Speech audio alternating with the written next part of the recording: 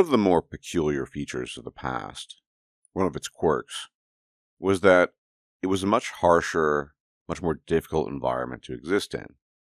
Take basically any point in the timeline previous to this one, even 30 years ago, although arguably that's a little bit iffy. Still, going back a little bit further, say 100 years ago, that's an easy argument to make.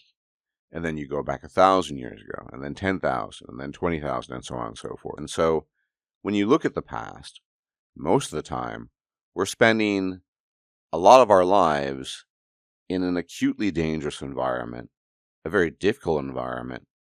And as a consequence, there were a lot of constraints and constrictions on what you could do and couldn't do.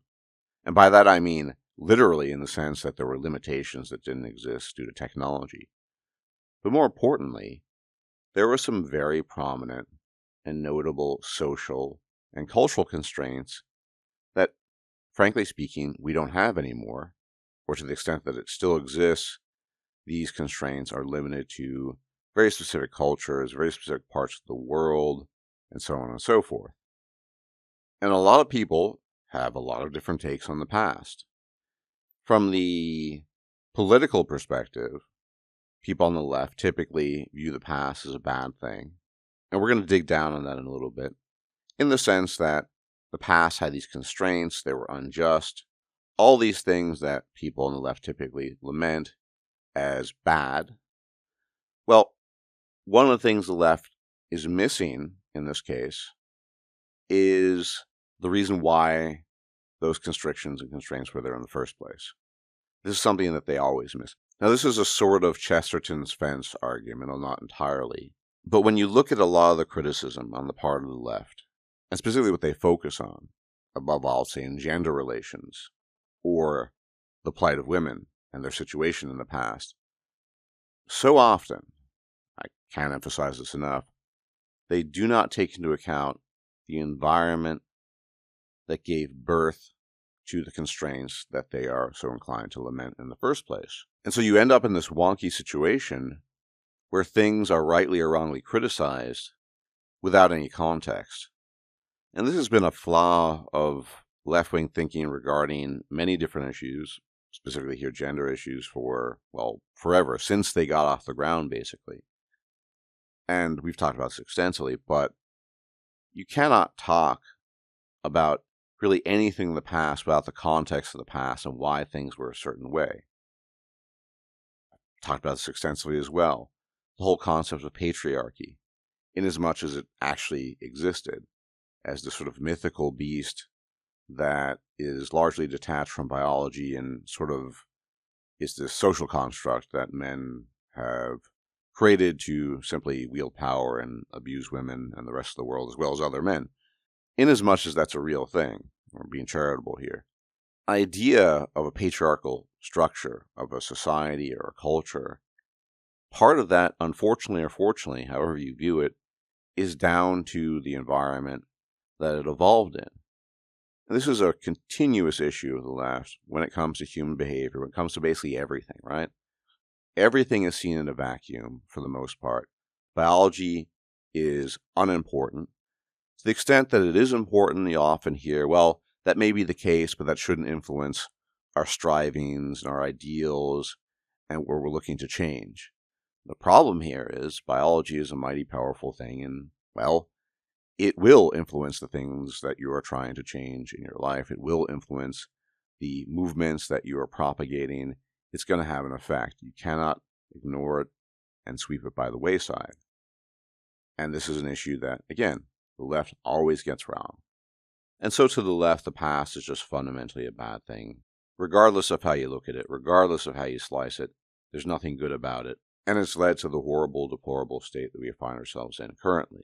So that's sort of the left-wing perspective, very broadly speaking, of the past, how it relates to the present, the deplorable state of the present. There wasn't anything good about the past, and the present's a little bit better, but only because people have actively worked to change it. And they typically set aside, as I said, the environment, as well as technological innovations and changes that have had a profound effect on us socially, biologically, and culturally. But the converse of that is a more traditionalist right-wing perspective where the past was just a better place to be in general. And it's really interesting how both sides always kind of miss the forest for the trees in their own respective ways. But yeah, it's not an exaggeration to say that many right-wing people, specifically of a traditional bent, look at the past with rose-tinted glasses. And they see the behaviors in particular of people and the constraints as fundamentally a good thing. And let's be fair, in many cases, these constraints and constrictions were a good thing. They helped ameliorate the potential damage that could emerge from a harsher, more difficult environment that was very difficult to traverse in a physical sense, obviously, but also socially, culturally. In many ways, these constraints were just necessary. And in this sense, I think traditional people on the right are partly correct. Partly. They understand the inherent value of constraints in a way that the left does not, because the left thinks that constraints are just unnecessary and they don't understand their context, or the reasons for those constraints even being there in the first place, as those reasons are almost always fatuous in the eyes of the left. But the right doesn't get everything right about the past or its interpretation. A lot of things, admittedly, but not everything. And specifically, in the context of comparing the past with the current moment in time, I think they're sometimes a bit off. So, fundamentally, when we look at the modern state of affairs, 2025, where we are right now, at this current moment in time, it's a time of very few constraints. It's a time, some might argue, of unparalleled freedom. There isn't much you're not allowed to do, say for breaking the law in very explicit ways. And in theory, everyone is free to be you and me. And in the eyes of many, and I think it's partly correct, this has led to a great deal of chaos. Now, people on the left, depending on their specific position, think this is a good thing because of things like self-expression or groups that they view as having been oppressed from their perspective. Well, yeah, it seems like paradise on earth. Now, I think neither of these analyses is actually true. I'll tell you what my perspective is, what I think modernity is and what it's done. When you look at the past, what you see is a lot of conformity at the end of the day, broadly speaking.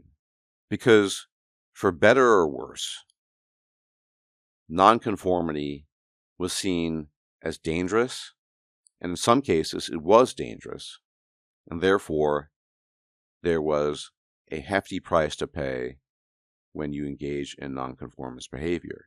If you didn't conform to group expectations, broader social or cultural expectations, religious expectations, this was seen as dangerous.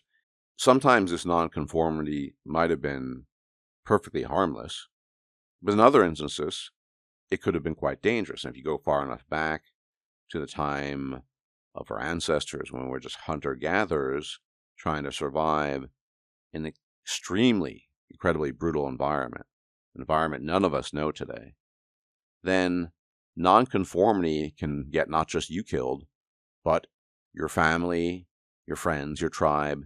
There's a huge risk there. So if you go far enough back, you can understand the roots of why people are worried about not conforming to behavioral norms. Now again, it's a mixed bag. Sometimes not conforming to behavioral norms was perfectly harmless, and sometimes it was potentially harmful. And obviously people in the past had a lot of really wonky views on things, like witches controlling the weather and this sort of thing. That's just not true, obviously. But when everyone is dancing to one tune, when everyone is essentially forced to dance to this one tune, you're not really getting a bird's eye view of how people behave or how they actually are. If something like 80 to 90% of the people are all following the same line of logic or the same social dictum, well, in that instance, what type of information are you getting about those people as individuals? And more importantly, were all those individuals content with that state of affairs? You see, the modern environment, the current environment, as chaotic, as destructive as it is, shows us how most human beings as individuals, and to a certain extent as groups, behave when you remove certain constraints and restrictions that were really heavy-handed in the past, understandably for reasons that I've mentioned just prior. And it shows you, under a microscope, how these individuals will behave when you take away all that stuff. It basically shows you how human beings actually are, as opposed to how they ought to be in the eyes of whatever expectation is placed upon them. So, you look at various sort of socio-biological phenomena like teen pregnancy or single motherhood, and frankly speaking, it's very likely that that phenomenon that we can observe, phenomenon of single motherhood, teen pregnancy, basically very youthful encounters with the carnal, very youthful reproduction out of wedlock in specific, these are things that are probably attributable to genes ultimately. These are things that are probably attributable to basic biology interacting with psychology and a lack of constraints. Because again, if you go far enough back, none of that was permissible. And so people would sedulously and strenuously attempt to avoid these outcomes because the penalty for them, say having children out of wedlock, having children at extremely young age, being unmarried, and just engaging in this type of rampant carnal behavior with no restraints, it was frowned upon, to put it mildly, and in many respects punished. Remove those constraints and you see how certain individuals will act. The same is true of everything else. This doesn't just apply to the carnal or the reproductive. If you look at people's alcohol or drug habits, this too applies. Because again, these days we have a relatively lackadaisical, relatively free to be you and me attitude when it comes to all kinds of narcotics. Alcohol being the complex one, but things like marijuana, things like various other drugs. And you can evince from this who is more susceptible to, say, drug addiction, who's more likely to consume. Classic example, right? Look at the obesity epidemic. I know we've talked about this a lot. It's an important issue. We're talking about tens, if not hundreds of millions of people, potentially. In any event, we see, in a modern obesogenic environment, who is most likely to overconsume food, who is most likely to not move sufficiently. So, essentially, what modernity does, for better or worse, because everything is a double-edged sword, everything that exists is a double-edged sword. There are only trade-offs. There are no solutions. What modernity does is it shows us who we really are, without all the constraints. When the demands of conformity cease to the degree they have now, you see all kinds of wackiness and wonkiness. It's true. Some really, really nutty stuff. But you also see what human beings actually are and how they actually behave. And you see all the variation in our behavior. Because if you go far enough back, take someone like me or P.D. the Punani Slayer. Now, I always have to struggle to keep my weight down, just as an example. Always have, always will until I drop dead. Here's the thing. Back in the day, that wouldn't be much of an issue because food just was not readily available the way it is now. Whereas P.D. the Punani Slayer, on the other hand, just isn't interested in food, period. So he would have been fine either way. The point I'm trying to drive home here is rather obvious. The modern world is a mirror and shows us our behavior, shows us who we actually are at the level of individuals. And to ignore the biological reality that underpins both the past and the present, well, we do that at our own peril. Because that is what leads to really kooky and strange ideas that are so alien to reality itself and contribute to the problems of the post-modern world as I sometimes like to call it, that we really, really need a different approach to understanding things. Yes, the modern world has lots of problems. I'm sympathetic to varying degrees to people on the right. But despite all of that, on the other hand, living in the past, setting aside the harshness of the environment, the difficulty, where very few, if any, people could express themselves in the way they wanted to or were naturally inclined.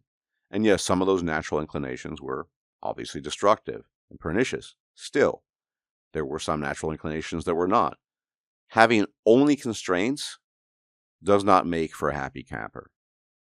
And so we might be in an extreme phase of history right now, but as human beings, we seem to just suck at finding the golden mean, that nice middle point where we can say, yes, you have some constraints, but yes, you also have freedom. Some people argue it was the 90s, although you could easily argue against that. Point being made here is quite simple. We will probably never find that middle ground where we can say, yeah, constraints are good, but we also have enough freedom.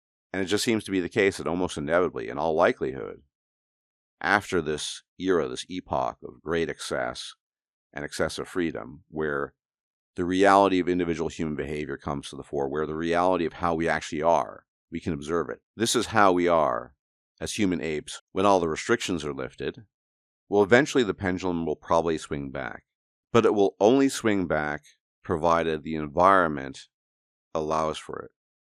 If we continue to persist and exist in a cushy, comfortable environment, then that's probably not going to happen. But in any event, as always, thank you for tuning in. Many special thanks to my very generous patrons on Patreon, my generous donors on PayPal. Without you, this channel simply could not exist. Thank you so much, as always. And if you can engage in the usual YouTube jazz of liking the video, sharing the video, leaving a comment, subbing, hey, if you're not yet a sub, be much appreciated. If I'm still alive, I'll check you out next time. Until then, may the gods truly watch over you. Bye-bye for now. If you liked this video, please like, share, and subscribe.